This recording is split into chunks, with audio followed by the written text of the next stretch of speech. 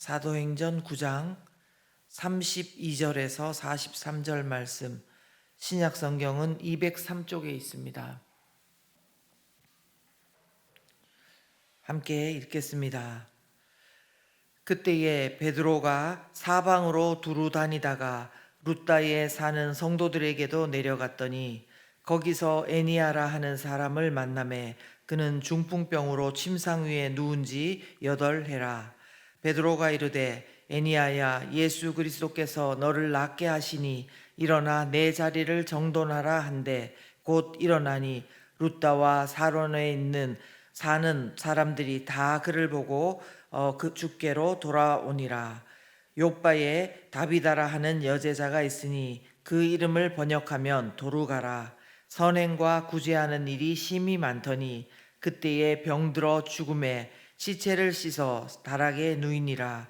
룻다가 욥바에서 가까운지라 제자들이 베드로가 거기 있음을 듣고 두 사람을 보내어 지체 말고 와 달라고 간청하여 베드로가 일어나 그들과 함께 가서 이르매 그들이 데리고 다락방에 올라가니 모든 과부가 베드로 곁에 서서 울며 도루가가 그들과 함께 있을 때에 지은 속옷과 겉옷을 다 내보이거늘 베드로가 사람을 다 내보내고 무릎을 꿇고 기도하고 돌이켜 시체를 향하여 이르되 다비다야 일어나라 하니 그가 눈을 떠 베드로를 보고 일어나 앉는지라. 베드로가 손을 내밀어 일으키고 성도들과 과부들을 불러 들여 그가 살아난 것을 보이니 온 욥바 사람이 알고 많은 사람이 주를 믿더라. 베드로가 욥바에 여러 날 있어 시몬이라 하는 무두장이의 집에서 머무니라. 아멘. 5월 21일 화요일 날 우리에게 주신 말씀 함께 나누겠습니다. 우리는 지금 계속해서 사도행전을 매일 아침 묵상하고 있습니다. 특별히 7월의 해외 선교와 국내 전도를 앞두고 하는 사도행전 묵상은 우리에게 큰 도전을 줍니다. 성령 하나님께서 하나님의 말씀을 어떻게 기가 막히게 이루어 가시는지, 또 그 일에 평범한 사람들이, 아니 심지어는 실패를 경험한 사람들이 어떻게 변화를 받고 쓰임을 받는지를 묵상하고 기도하면서 우리에게도 동일한 성령의 역사가 있기를 간절히 바라는 이 아침입니다. 오늘 본문은 사도행전 1장 8절의 말씀이 정확하게 이루어지고 있음을 다시 한번 우리에게 확인시켜주고 있습니다. 예루살렘에서 온 유대와 사마리아로 확장되어 온 복음이 이제는 한 단계 더 나아가서 땅끝, 즉 이방인에게로 전해지는 경계, 복음이 넘어가기 직전 그 상황까지 온 것입니다. 우리는 오늘 여기까지 하나님의 역사가 진행되기까지 성령의 충만함 가운데 쓰임받고 있는 한 사람에게 주목하고자 합니다. 바로 베드로 사도입니다. 여러분, 베드로가 누구입니까? 베드로는 예수님을 만나기 전에는 그냥 유대인 남자, 그냥 어부였던 베드로였습니다. 그리고 예수님을 만났어도, 즉 예수님이 말씀하시는 것을 듣고 예수님께서 행하시는 그 기적들을 보기는 했어도 베드로는 그냥 우리와 별다를 것 없는 그런 모습들이 유달리 많이 기록되어 있습니다.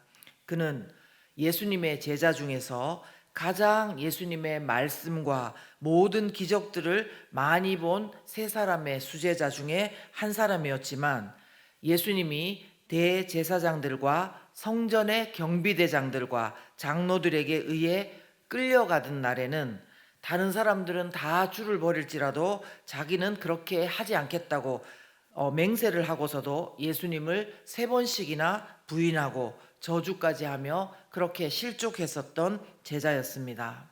그런데 오늘 본문뿐만 아니라 지금까지 사도행전 말씀들을 묵상했던 것을 보면 베드로는 완전히 다른 사람이 되어 있는 것입니다.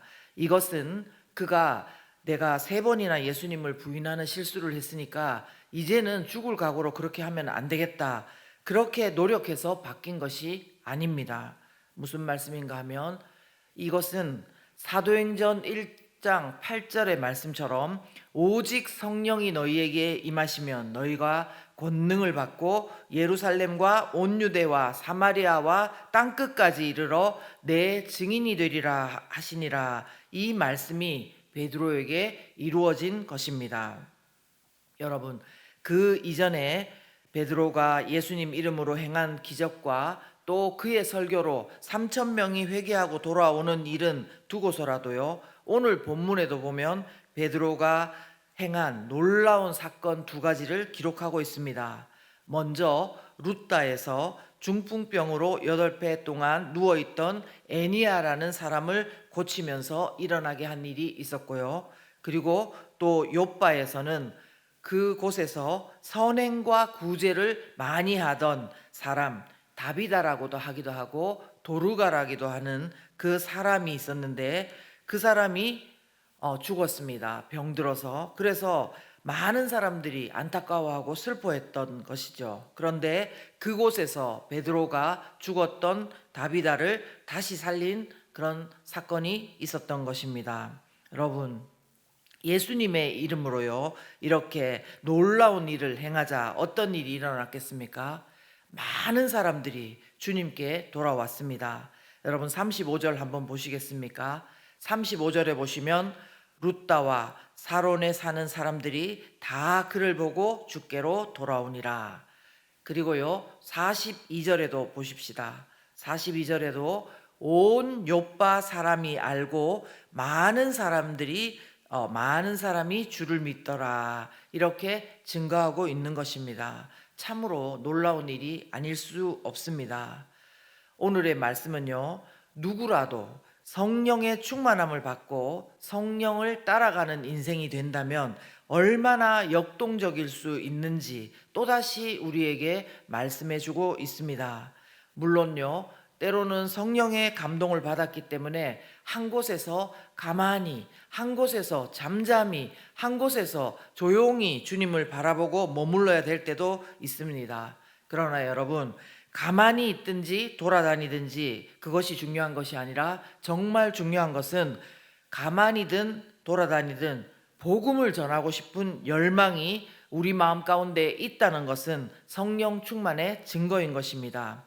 누구든지 성령이 이끄시는 대로 순종을 한다면 이처럼 말씀이 이루어지는 것을 경험을 하게 될 것입니다. 그러므로 우리도 성령의 충만함 받기를 사모하고 또 사모하고 또 기도하고 애써야 합니다. 그러나 여러분, 성령의 충만함을 받는다고 해서 우리는 가만히 있는데 모든 것이 저절로 되는 것은 아닙니다. 왜냐하면요, 성령의 충만이라는 것은 철저히 우리 육신의 욕망과 생각과 편견과 부딪히기 때문입니다. 성령을 따라 선택하고 계획하고 행동하는 것이기 때문에 늘 육신에 이끌리는 나를 넘어서는 일을 동반하는 것입니다. 그래서 한마디로 성령 충만할 때 우리 마음에 저항이 있습니다. 때로는 불안하고 때로는 불편하고 때로는 죽음까지 정말 하나님께서 나에게 요구하시나 하는 마음이 들 정도입니다. 그러나 이런 불안과 불편, 자기 죽음보다는 성령을 따라 성령의 역사를 따라가면 이전에 내가 내 힘으로 정말 할 수 없던 모든 일들, 내가 그것은 안 된다고 생각했던 그런 모든 일들, 즉 차원이 다른 하나님의 일하심을 경험하게 되는 것입니다. 한번 보십시오. 오늘 본문에 베드로도 룻다와 욥바까지 왔습니다. 32절 보시면요, 그때에 베드로가 사방으로 두루 다니다가 룻다에 사는 성도들에게도 내려갔더라, 그렇게 하고 있습니다. 룻다는요, 예루살렘에서 북서쪽으로 40km 떨어진 지역입니다. 그리고 그 아래에 몇 절 후에 나오는 욥바는 거기에서 10km 정도 더 가면 되는 항구 도시였던 것입니다. 당연히 이 두 곳에는 이방인들이 많이 살고 있는 곳이었습니다. 여러분 아시다시피 원래 유대인들은 이방인들은 물론이고 사마리아 사람들도 싫어했습니다. 표현을 개라고 할 정도로 싫어했습니다. 그래서 그전 같으면 아예 상종을 하지 않는 것입니다. 그런데 사도행전 1장 8절 말씀대로 성령이 임한 후에 빌립 집사에 이어 베드로와 요한도 사마리아 여러 마을에서 복음을 전하고 이제 루따와 요빠까지도 오게 된 것입니다. 이것은 자기의 편견대로 살은 것이 아니라 자기의 편견을 넘어 자기 민족의 그런 생각들을 넘어서 성령을 따라서 여기까지 온 것입니다. 또 하나, 이번에 유대인으로서 베드로가 어떻게 변화를 받았는지 한번 보십시다. 유대인의 율법에서는 레위기를 보시면 알지만 죽은 사람이나 짐승을 만지면 부정하다고 여기기 때문에요, 가까이 하지 않아야 됩니다. 그런데 43절에 보면은 베드로가 어디에 머물고 있는지를 굳이 기록하고 있습니다. 베드로가 누구 집에 머물고 있다고 합니까? 여러 날 있어 시몬이라 하는 무두장이 집에 머물고 있다고 합니다. 여러분, 무두장이는 무엇이냐면 가죽을 다루는 사람이라는 것입니다. 동물의 시체를 만질 수밖에 없는 그런 직업인 거죠. 그런데 베드로가 이곳에 여러 날 있었다는 것입니다. 그만큼 베드로의 의식이 달라지고 있음을 보여주는 것입니다. 사마리아라서 안 되고 이방인이라서 안 되고 율법에 이렇게 했으니까 이것도 안 되고 저것도 안 되고 이런 모습에서요, 이제는 그것을 넘어서 성령의 인도하심을 따라 모든 사람에게 예수 그리스도의 복음을 본인이 먼저 알고 또 전하는 것에 순종하고 있는 것입니다. 정말 멋있는 모습입니다. 오늘 아침 우리는 말씀을 통해 우리 자신을 돌아볼 때 혹시 복음 전하는 데 있어서 성령을 따라 내 안에 무너지고 극복되어져야 할 편견과 자기 확신은 무엇입니까? 혹시 우리가 내 마음 가는 대로, 내 편한 대로 내가 할 수 있는 만큼만 하면서 여기가 좋사오니 그 복음을 나만 누리고 있는 것은 아닌지요?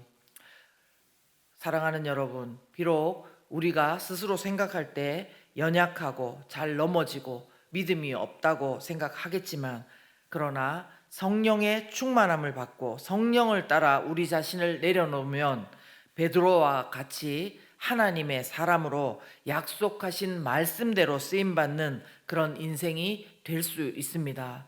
이런 인생을 사시기를 사모하고 그렇게 살아가는 저와 여러분 되시기를 예수님 이름으로 축원합니다.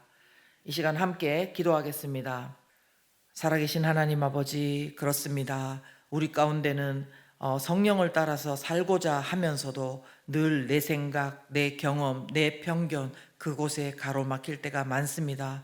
특별히 우리의 건강을 따지고 우리의 나이를 따지고 내 형편을 따지면서 성령의 역사를 제한할 때가 많습니다. 그러나 하나님 아버지, 오늘 이 시간 성령에 의해서 깨트려지기를 원합니다. 성령에 의해서 경고받고 부서질 것은 부서지고 성령에 의해서 말씀을 붙들고 우리가 성령을 따라 살아갈 수 있도록 역사하여 주시옵소서. 내 크기가 아니라 하나님의 크기로 정말 살아가는 그 놀라운 은혜, 정말 영광된 인생, 하나님의 아름다운 일에 동참하는 그 사모하는 마음이 우리 가운데 넘치게 하여 주시옵고 오늘 그 소원을 따라 살아가는 저희 모두가 될 수 있도록 역사하여 주시옵소서. 이제는 우리를 위해 십자가에서 죽으시고 부활하신 예수 그리스도의 은혜와 하나님의 놀라우신 사랑과 성령의 충만하심과 내주하심이 성령을 따라 살아가기로 작정하는 내 자신을 넘어 성령의 역사를 경험하기를 사모하는 모든 당신의 백성들 가운데 영원토록 함께 하시기를 간절히 축원하옵나이다. 아멘.